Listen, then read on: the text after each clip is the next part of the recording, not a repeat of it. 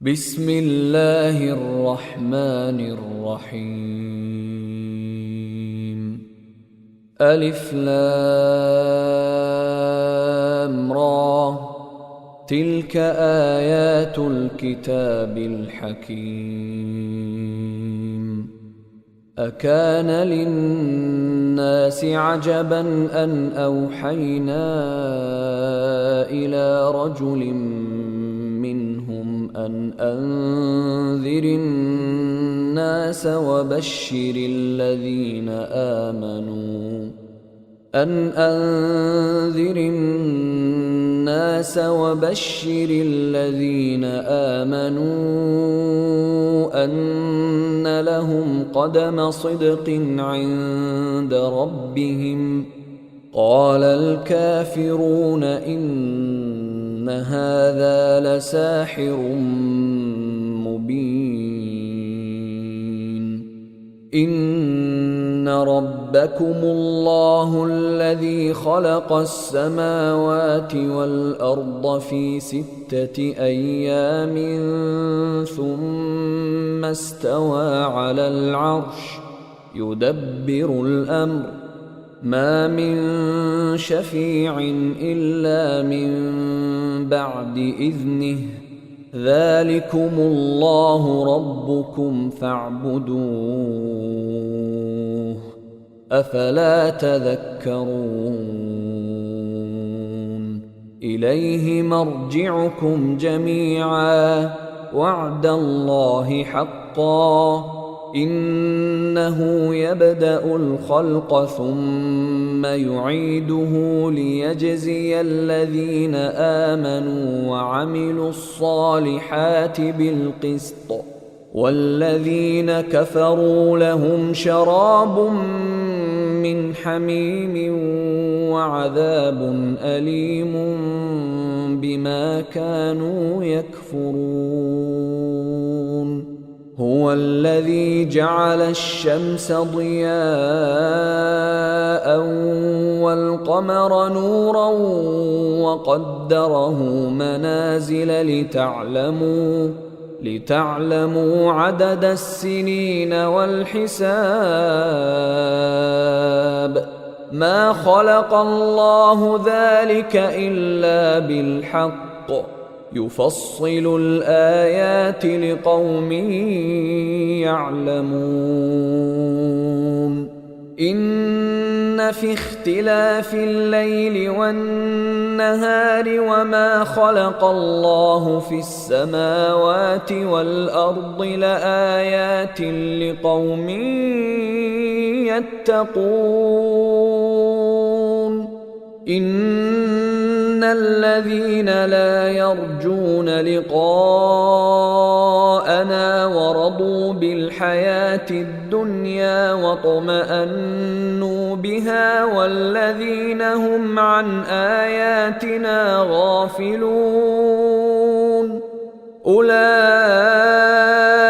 مأواهم النار بما كانوا يكسبون إن الذين آمنوا وعملوا الصالحات يهديهم ربهم بإيمانهم تجري من تحتهم الأنهار في جنات النعيم دعواهم فيها سبحانك اللهم وتحيتهم فيها سلام وآخر دعواهم أن الحمد لله رب العالمين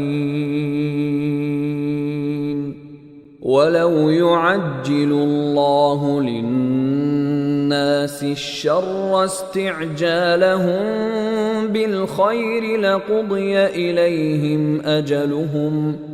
فنذر الذين لا يرجون لقاءنا في طغيانهم يعمهون وإذا مس الإنسان الضر دعانا لجنبه ولو قاعدا أو قائما فلما كشفنا عنه ضره مر كأن لم يدعنا إلى ضر مسه كذلك زين للمسرفين ما كانوا يعملون ولقد أهلكنا القرون من قبلكم لما ظلموا وجاءتهم رسلهم بالبينات وما كانوا ليؤمنوا كذلك نجزي القوم المجرمين ثم جعلناكم خلائف في الأرض من بعدهم لننظر كيف تعملون وإذا تتلى عليهم آياتنا بينات قال الذين لا يرجون لقاء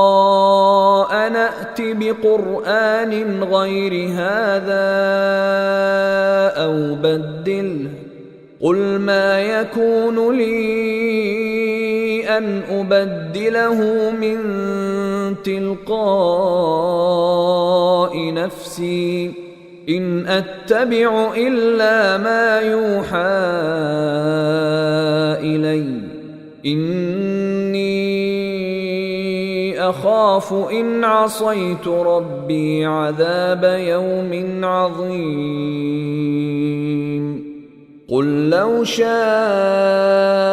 الله ما تلوته عليكم ولا أدراكم به فقد لبثت فيكم عمرا من قبله أفلا تعقلون فمن أظلم ممن افترى على الله كذبا أو كذب بآياته إنه لا يفلح المجرمون ويعبدون من دون الله ما لا يضرهم ولا ينفعهم ويقولون هؤلاء شفعاؤنا عند الله قل أتنبئون الله بما لا يعلم في السماوات ولا في الأرض سبحانه وتعالى عما يشركون وما كان الناس إلا أمة واحدة فاختلفوا ولولا كلمة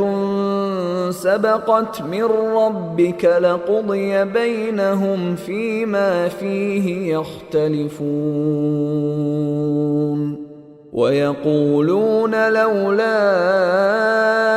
أنزل عليه آية من ربه فقل إنما الغيب لله فانتظروا إني معكم من المنتظرين وإذا أذقنا الناس رحمة من بعد ضراء مستهم إذا لهم مكر في آياتنا قل الله أسرع مكرا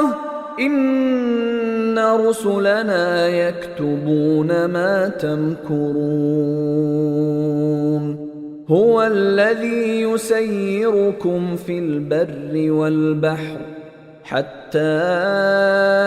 إذا كنتم في الفلك وجرين بهم بريح طيبة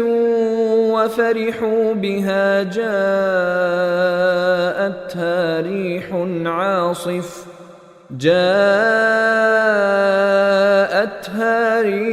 عاصف وجاءهم الموج من كل مكان وظنوا أنهم أحيط بهم دعوا الله مخلصين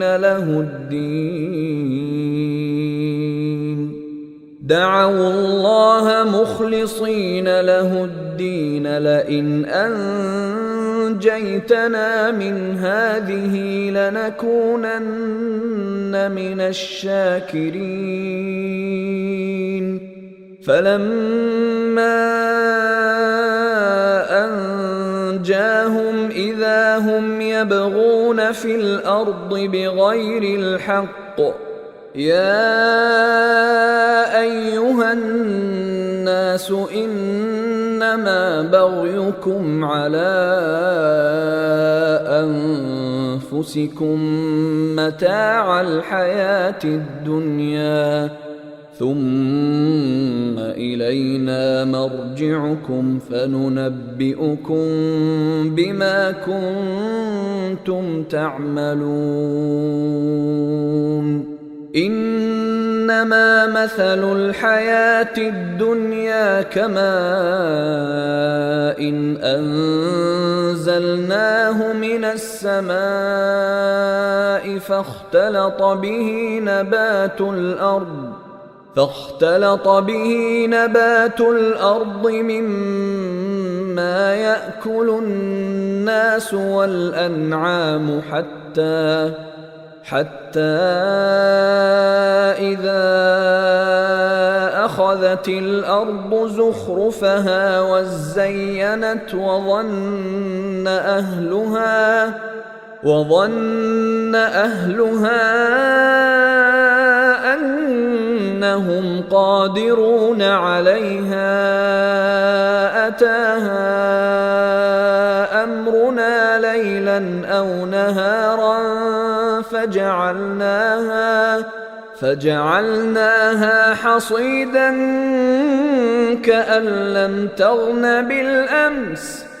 كذلك نفصل الآيات لقوم يتفكرون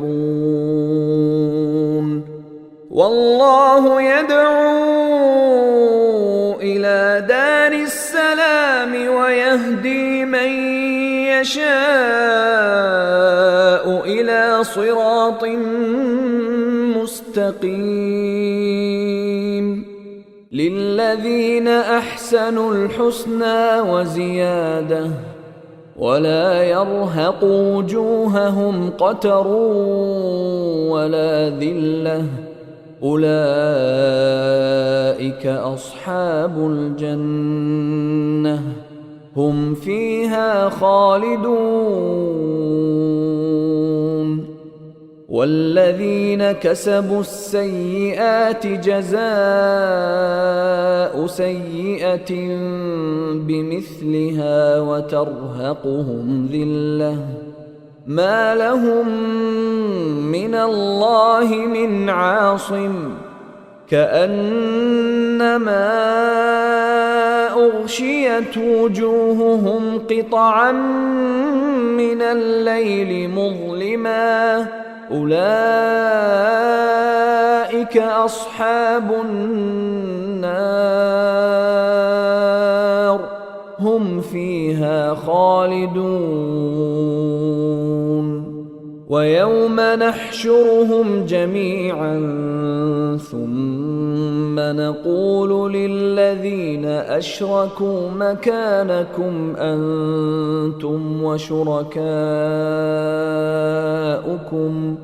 فزيلنا بينهم وقال شركاؤهم ما كنتم كنتم إيانا تعبدون فكفى بالله شهيدا بيننا وبينكم إن كنا عن عبادتكم لغافلين هنالك تبلو كل نفس ما أسلفت وردوا إلى الله مولاهم الحق وضل عنهم ما كانوا يفترون قل من يرزقكم من السماء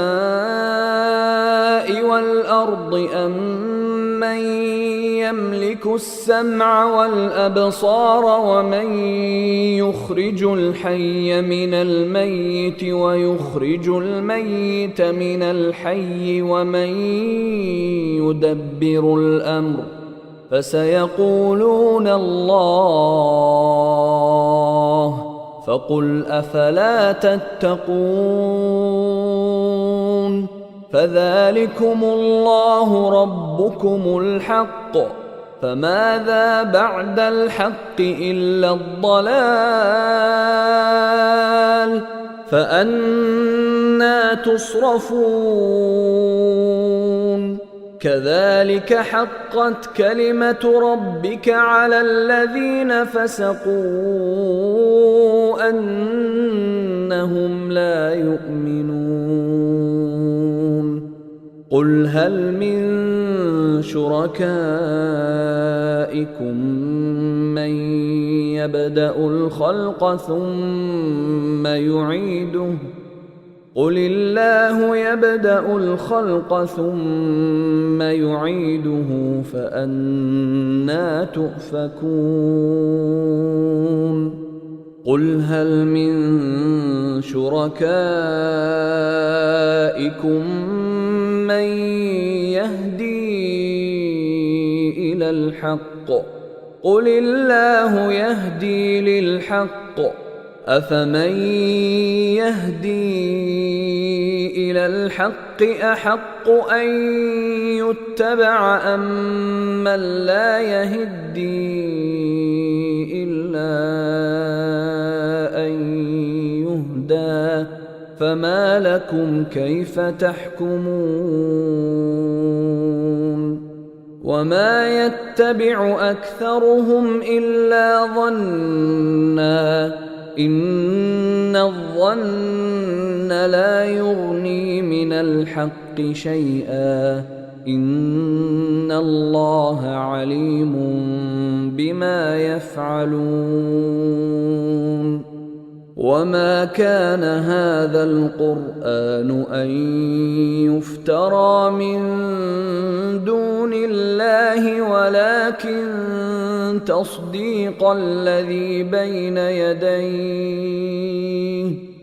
ولكن تصديق الذي بين يديه وتفصيل الكتاب لا ريب فيه من رب العالمين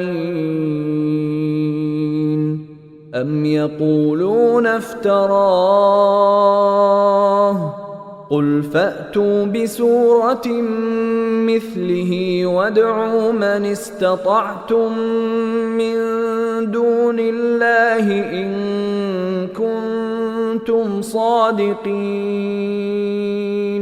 بل كذبوا بما لم يحيطوا بعلمه ولما يأتهم تأويله كذلك كذب الذين من قبلهم فانظر كيف كان عاقبة الظالمين ومنهم من يؤمن به ومنهم من لا يؤمن به وربك أعلم بالمفسدين وإن كذبوك فقل لي عملي ولكم عملكم أنتم بريئون مما أعمل وأنا بريء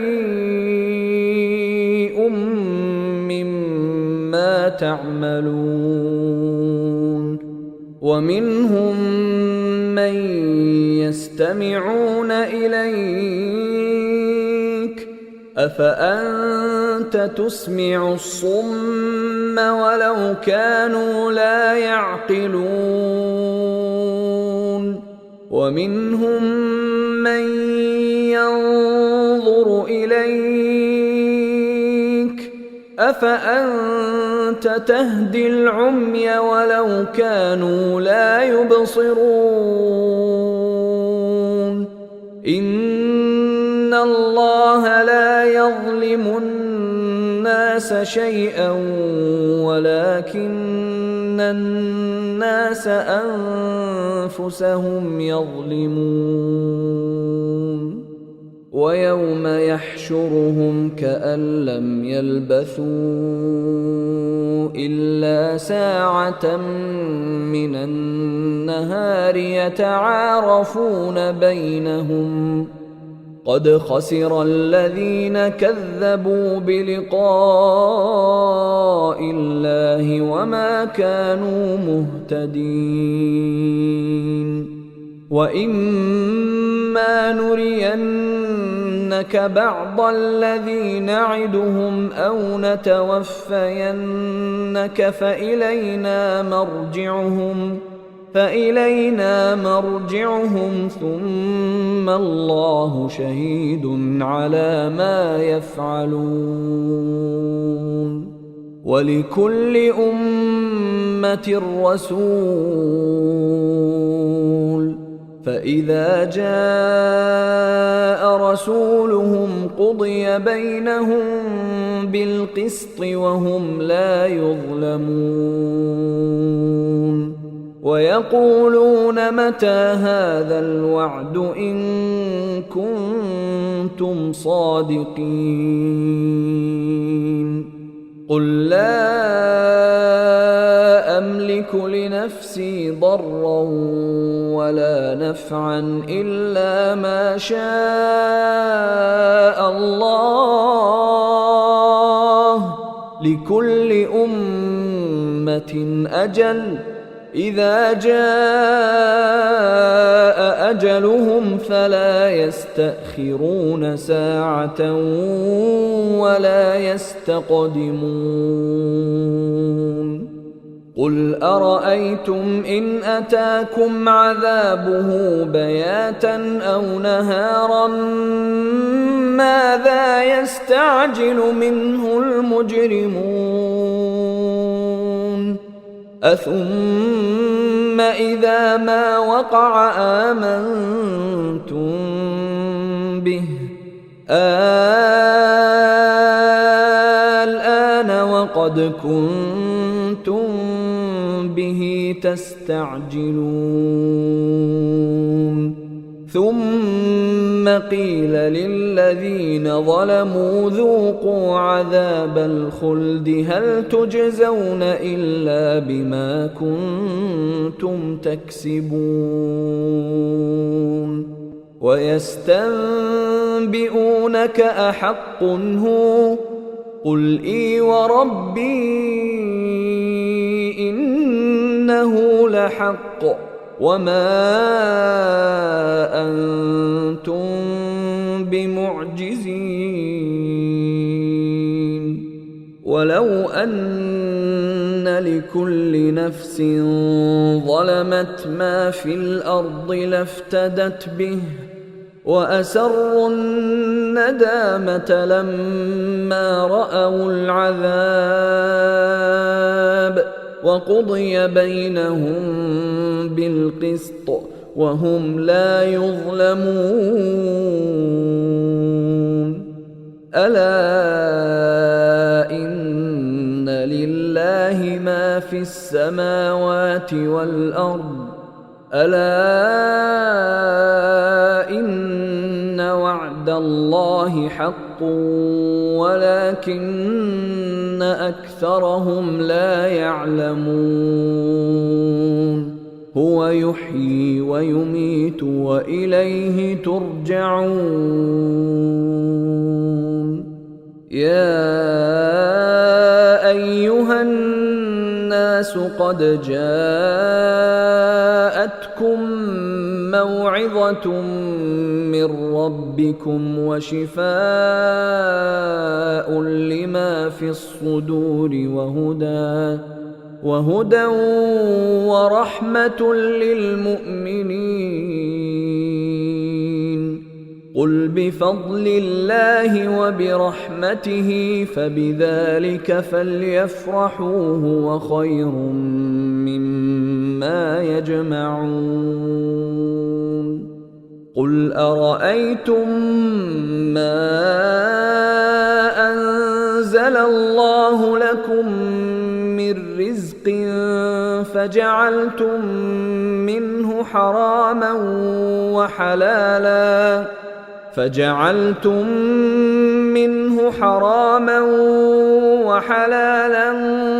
قل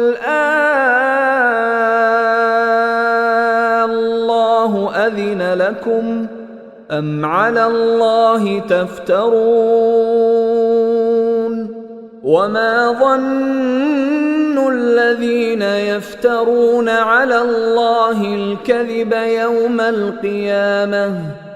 إن الله لذو فضل على الناس ولكن أكثرهم لا يشكرون. وما تكون في شأن وما تتلو منه من قرآن ولا تعملون من عمل إلا كنا عليكم شهودا إذ تفيضون فيه. وما يعزب عن ربك من مثقال ذرة في الأرض ولا في السماء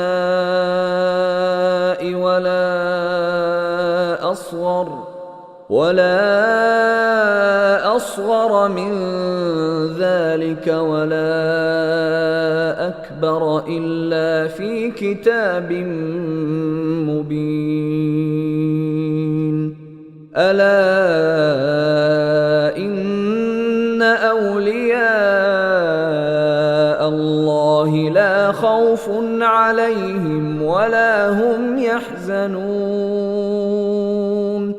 الذين آمنوا وكانوا يتقون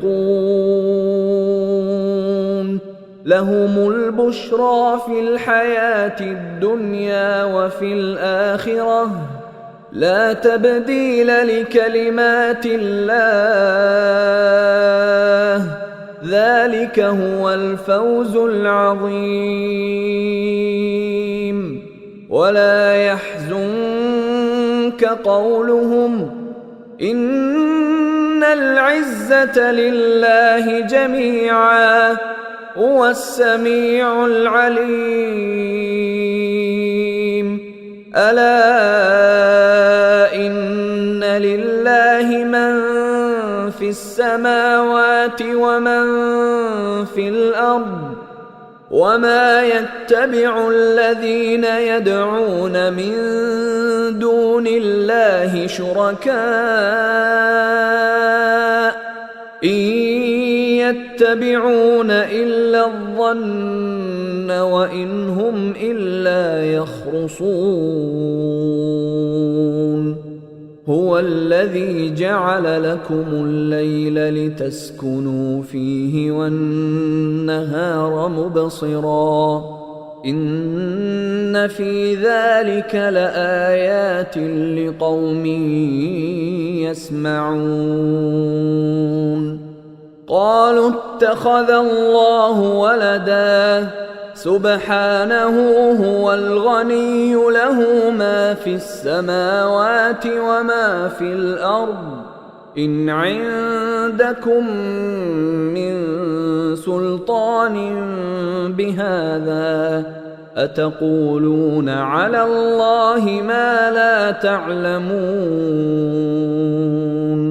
قل إن الذين يفترون على الله الكذب لا يفلحون متاع في الدنيا ثم إلينا مرجعهم ثم نذيقهم العذاب الشديد بما كانوا يكفرون واتل عليهم نبأ نوح إذ قال لقومه يا قوم إن كان كبر عليكم مقامي وتذكيري بآيات الله فعلى الله توكلت فأجمعوا أمركم وشركاءكم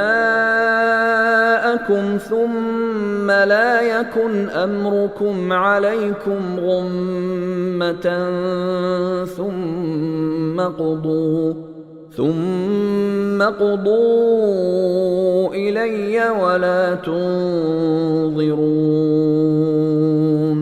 فإن توليتم فما سألتكم من أجر إن أجري إلا على الله وأمرت أن أكون من المسلمين فكذبوه فنجيناه ومن معه في الفلك وجعلناهم خلائف وأغرقنا الذين كذبوا بآياتنا فانظر كيف كان عاقبة المنذرين ثم بعثنا من بعده رسلا إلى قومهم فجاءوهم بالبينات فما كانوا ليؤمنوا بما كذبوا به من قبل كذلك نطبع على قلوب المعتدين ثم بعثنا من بعدهم موسى وهارون إلى فرعون وملئه بآياتنا فاستكبروا وكانوا قوما مجرمين فلما جاءهم الحق من عندنا قالوا إن هذا لسحر مبين قال موسى أتقولون للحق لما جاءكم أسحر هذا ولا يفلح الساحرون قالوا أجئتنا لتلفتنا عما وجدنا عليه آباءنا وتكون لكما الكبرياء في الأرض وما نحن لكما بمؤمنين وقال فرعون ائتوني بكل ساحر عليم فلما جاء السحرة قال لهم موسى ألقوا ما أنتم ملقون فلما ألقوا قال موسى ما جئتم به السحر إن الله سيبطله إن الله لا يصلح عمل المفسدين ويحق الله الحق بكلماته ولو كره المجرمون فما آمن لموسى إلا ذرية من قومه على خوف من فرعون وملئهم أن يفتنهم وإن فرعون لعال في الأرض وإنه لمن المسرفين. وقال موسى يا قوم إن كنتم آمنتم بالله فعليه توكلوا إن كنتم مسلمين.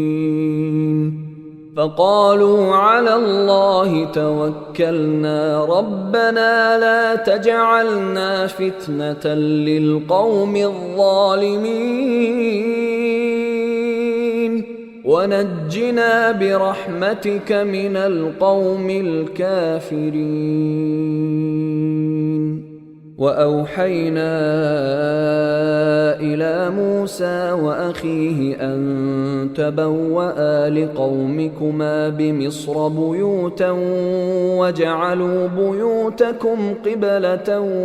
وأقيموا الصلاة وبشر المؤمنين. وقال موسى ربنا إنك آتيت فرعون وملأه زينة وأموالا في الحياة الدنيا ربنا ليضلوا عن سبيلك ربنا اطمس على أموالهم واشدد على قلوبهم فلا يؤمنوا حتى يروا العذاب الأليم. قال قد أجيبت دعوتكما فاستقيما ولا تتبعان سبيل الذين لا يعلمون. وجاوزنا ببني إسرائيل البحر فأتبعهم فرعون وجنوده بغيا وعدوا حتى إذا أدركه الغرق قال آمنت أنه لا إله إلا الذي آمنت به بنو إسرائيل وأنا من المسلمين. الآن وقد عصيت قبل وكنت من المفسدين فاليوم ننجيك ببدنك لتكون لمن خلفك آية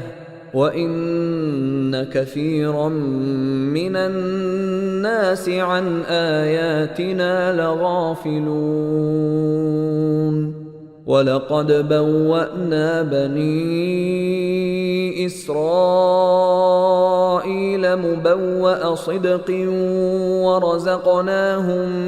من الطيبات فما اختلفوا حتى جاءهم العلم إن ربك يقضي بينهم يوم القيامة فيما كانوا فيه يختلفون. فإن كنت في شك مما أنزلنا إليك فاسأل الذين يقرؤون الكتاب من قبلك لقد جاءك الحق من ربك فلا تكونن من الممترين ولا تكونن من الذين كذبوا بآيات الله فتكون من الخاسرين. إن الذين حقت عليهم كلمة ربك لا يؤمنون ولو جاءتهم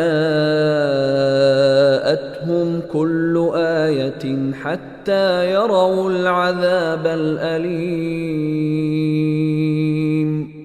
فلولا كانت قرية آمنت فنفعها إيمانها إلا قوم يونس لما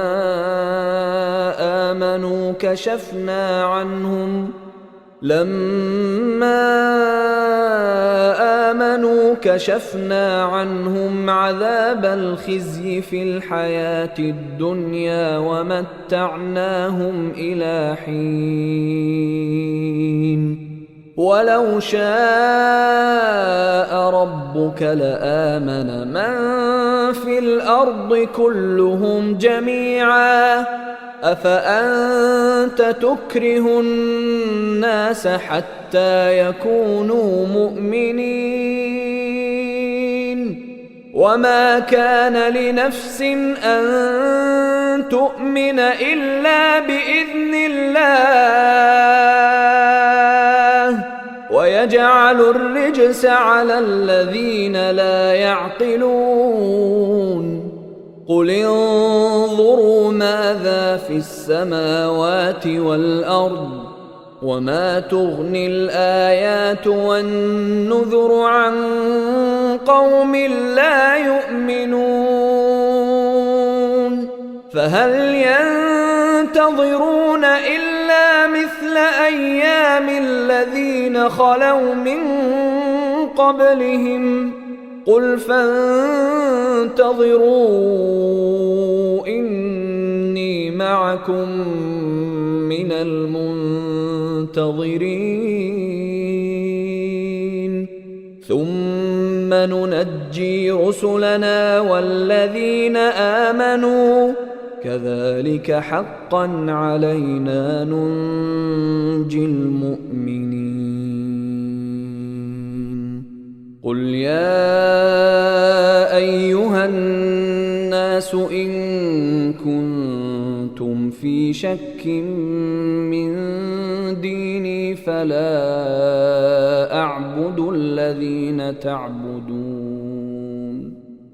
فلا أعبد الذين تعبدون من دون الله ولكن أعبد الله الذي يتوفاكم وأمرت أن أكون من المؤمنين وأن أقم وجهك للدين حنيفا ولا تكونن من المشركين ولا تدع من دون الله ما لا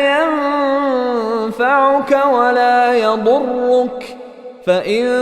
فعلت فإنك إذا من الظالمين وإن يمسسك الله بضر فلا كاشف له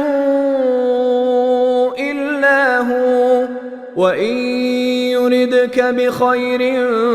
فلا راد لفضله يصيب به من يشاء من عباده وهو الغفور الرحيم قل يا أيها الناس قد جاءكم الحق من ربكم فمن اهتدى فإنما يهتدي لنفسه ومن ضل فإنما يضل عليها وما أنا عليكم بوكيل واتبع ما يوحى إليك واصبر حتى يحكم الله وهو خير الحاكمين